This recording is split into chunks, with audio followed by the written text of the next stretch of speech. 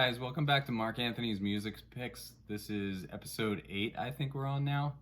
Today I had the idea to do a space theme. So I thought, what if I take all of the records that I've bought that are related to outer space and space travel and aliens and try to put those into one episode.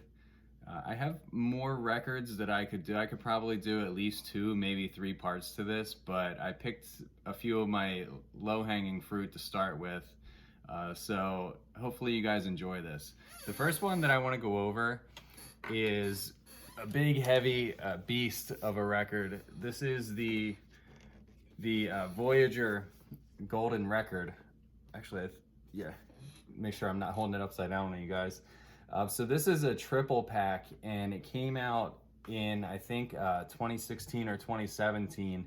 There was like a more deluxe version of this that came out, and then there was a repress because the demand was high, where they toned down slightly some of the little gifts and add-ins that you get with it, but it's still really cool even if you get the basic one. So on the cover you have, you know, the outside of the record, the etchings that are on it, and I'll explain those a little bit later. You get a download card. You get a really cool slip map, and it shows you the path that the 2 Voyager spacecrafts have taken on their way out of the solar system. Right now, I believe they're in like East Jabip, like way past Pluto at this point, and I'm not even sure if technically they're still in the solar system at this point. I would have to Google that and check on it. But I've been using this slip mat, it's very cool. And once you're in the case, it gives you a little, you know, I guess tassel to pull up on so you can get the vinyls out. There's 3 vinyls all together, and they have, you know, pieces of the spacecraft drawn on them in really cool, sharp gold design. And the vinyls themselves, I'll show you one, are like a gold kind of orange, which is they're really nice, and they have all of the sounds that were actually included on the original Voyager record. The actual Voyager record is a lot different than this. I believe it's made out of gold so that it wouldn't corrode, and it spins at 16 and 2/3 RPMs. And in the original pack that are on the 2 spacecrafts, they gave the aliens, or you know, whatever picks them up, instructions for how to decipher it, just on the 1 in a trillion chance that it's actually intercepted by a spacecraft. So I thought that was really cool. So the rest of the 3 vinyls in the pack have the same kind of packaging. Yeah, if you're a space nut like I am, I think you would really enjoy this. So a little bit of background about me. I volunteer at a science museum. It's called the Franklin Institute in Philadelphia.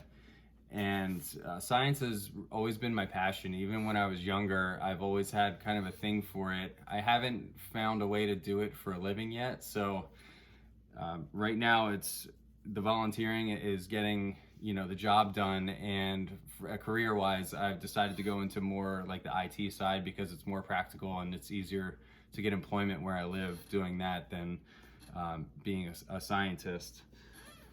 So the next record that I want to go over with you guys is a pretty obscure one. This is a 10-inch, and it's on the label Vidab.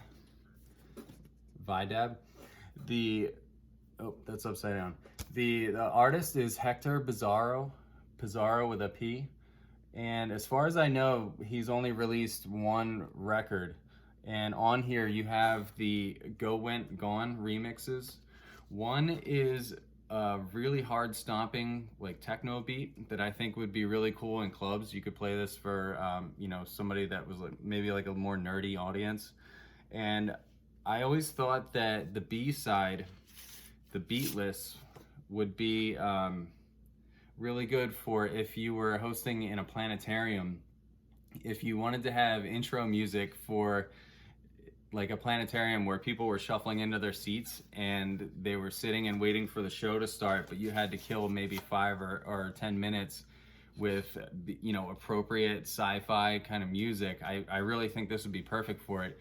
It's got a Stephen Hawking monologue where he was talking, where he did his lecture about spreading out into space, and it it has like little like reverbs, and it just sort of has like a very haunted feel, like you're alone on a spacecraft and you're floating out in space. That's the feeling that it creates, and I think it did a really good job of it. This is kind of a weird release. I think there's a few of them up for sale on Discogs. I just looked before I made this video. Not too expensive. It's a 10-inch, but if you are a space nerd, this would definitely be something I think you would enjoy. And the next title I want to go over with you guys is one that I picked up recently. This is by DJ Surgeles. I don't know if I'm saying that correctly. He paired up with Jeff Mills on the Sits label, Something in the Sky, S-I-T-S, Sits. And this is Sits number 11, I believe. It's the last vinyl in the series and arguably the best. Some of the Sits records are really cool. I'm not like a total Jeff Mills fan because some of it's just too much for me. But this is really unique. It's like almost like a movie soundtrack interwoven with techno themes. I think there's 5 or 6 different tracks on here, and they just sort of like meander into one another. And interlaced with that is the Betty Hill UFO alien abduction case.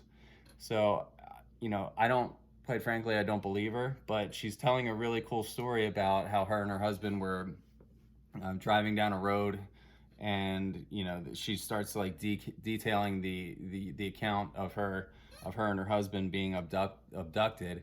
And even as she's telling the story, like, to me it sounds like she's lying. There's a couple of places where she just seems to make something up and it just sounds ridiculous. But when I was a kid, I always liked thinking about aliens and whether or not they would ever come, or maybe if they've been here before. So just from a pure entertainment standpoint, I highly recommend you check that out. If you like Jeff Mills, if you like that Sits really loopy sci-fi kind of high energy techno sound, you definitely want to give that a look. And that brings me to the next release that I want to talk about, which is by somebody you may have heard of. If you've come across MelodySheep on YouTube, that is actually John Boswell. Okay, and John lives out in California, or at least he did the last time I checked. And John became YouTube famous for making his own melodies, making his own beats, and auto-tuning famous scientists into his own songs, right? So John has a passion for science, obviously. So he took clips from Bill Nye, Carl Sagan, Neil deGrasse Tyson, Stephen Hawking, Richard Feynman, right? And he auto-tunes their voice. I think he even took some other scientists that I'm not as familiar with, maybe some TED Talks, and he made them into these brilliant, almost like childlike songs that are so fun. And this is a CD format, and it says on the front, limited to 300 copies, promotional only. As far as I know, the only way to get this is to go on Discogs, right? Go to the page for this. It's called Symphony of Science. Look for Christopher Gion's link, or a link to his artist profile. And what you have to do is basically, if you want one, just message Chris and say, hey, I would like a copy. He's not gonna, sell you 10 of them, but if you need one, let him know. And last time I checked with him, he'll give you one for a very affordable price. You're not gonna get a physical copy of this on eBay. You're not gonna get it on Amazon unless somebody's trying to flip it. Otherwise, it's pretty much Christopher wants people to get these that really care about it and want it. Christopher is the curator of Dirge Funk Records, who is the label that went to the trouble and the expense of creating a physical format of this. So if you're interested, like I said, Christopher Gion and Discogs, just ask him and you should be okay. Unless he's out of copies, then I don't know what to tell you. But anyways, getting back to the music on this, I have listened to this CD on repeat many times. Like I'll very often just binge on it and put it in the car for, I don't know, 2 or 3 days, and I'll just go through it a few times. I love it. It makes me feel like a kid. It's very much like you're sitting in a science classroom and you're being taught, and you're having all these scientists, some of whom are no longer with us, bringing all this passion and love and caring, and the world of science, and they're bringing it right to you. And it's just so well done. The last track on it talks about the nature of reality. It gets really deep. It's called the Mind Walk remix, and that's my personal favorite on there. I just think it's absolutely cool. So check that out. The first song on there is called A Glorious Dawn, and that's probably the most famous song.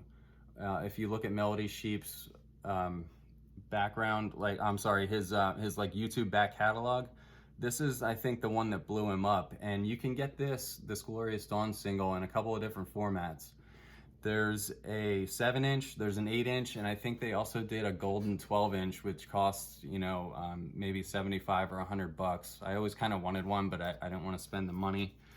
But I have the 7-inch here, and it has the original, I'm trying to get that in the light so you guys can see it. It has the etchings of the original Voyager golden record on it. Make sure I get that oriented correctly. Yeah, I think right there. So this section here, the circle, is telling the theoretical aliens how to play the record. This here is showing them how to orient the stylus, where my finger is, how to orient the stylus on the record.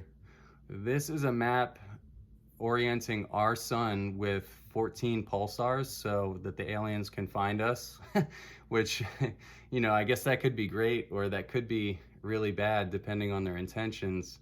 And this section over here is telling the aliens how to reconstruct the analog pictures that are stored on the actual Voyager golden record into a picture.